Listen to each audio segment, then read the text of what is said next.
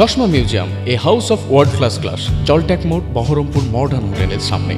খড়গ্রাম থানার পদমকান্তি গ্রাম পঞ্চায়েতে তৃণমূল কংগ্রেসের সদস্য তপন মৌলিককে কাটমানি নেওয়ার অভিযোগে গ্রামের সালিশি সভা থেকে খড়গ্রাম থানার পুলিশ গ্রেপ্তার করল। তাকে আজ কান্দি মহকুমার আদালতে পাঠালে 10 দিনের পুলিশ হেফাজতের আবেদন চেয়ে পাঠায় পুলিশ।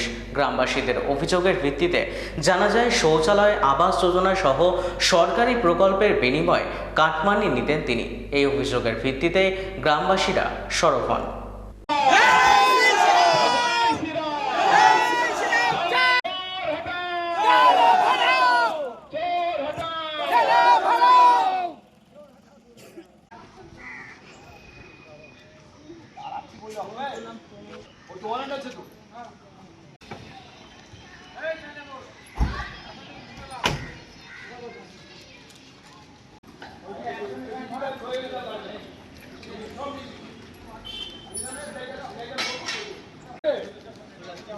बिल्कुल मैं कुछ कहना मांगी मत ठीक आप बोले मैं ठीक क्या बोलती है क्या नहीं मत चाहिए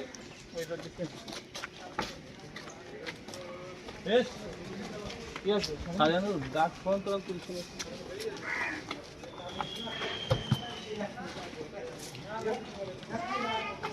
আরেকটা তাই আমাদের উপর নেতৃত্ব, জেলা নেতৃত্ব, বিধানসভা নেতৃত্ব, আমার প্রশাসনের মাধ্যমে আমাদেরকে আগাতে বলেছে। তাই আজকে আমরা প্রশাসনকে ডেকেছি। 66 খড়গ্রাম বিধানসভার খড়গ্রাম থানা থেকে আমাদের জয়পুর আইসি থেকে আমাদের আইসি সাহেব এসেছেন, তারক বাবু, অত্যন্ত শ্রদ্ধেয় এবং উনি অনেক মানুষের কাজ করেছেন, গরিব মানুষের দুঃখ এবং সাধারণ মানুষের জনগণের। ওনাকে আজকে ডেকেছি। আজকে তপন মৌলিককে ডাকা হয়েছে, আমাদের বিগত দিনে টিএমসি মেম্বার 3 বারের। উনি আজকে স্বীকারোক্তি করছেন যে মানুষের যেগুলো টাকা নিয়েছি সেগুলো আপনি ফেরত দেবেন না আমরা প্রশাসনের দায়ভার নেব। আপনার মুখে শুনতে যাই, বলুন।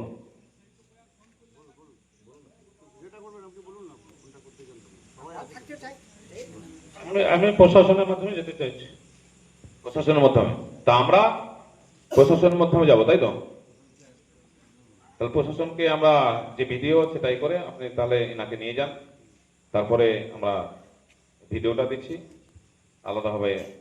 কালকে আমাদের সমস্ত যিনারা আছেন প্রত্যেকে এখান থেকে আমরা মোটরসাইকেল হোক, গাড়িতে করে হোক, এখান থেকে আমরা থানাতে একটা অভিযোগ দেবো, থানা। তো আমি স্যারের সঙ্গে কথা বলে নিয়েছেন, স্যার ওসি সাহেবের সঙ্গে, তো সেইভাবে করবেন। ওনাকে কাইন্ডলি এখান থেকে নিয়ে যান তাহলে। জয় হিন্দ।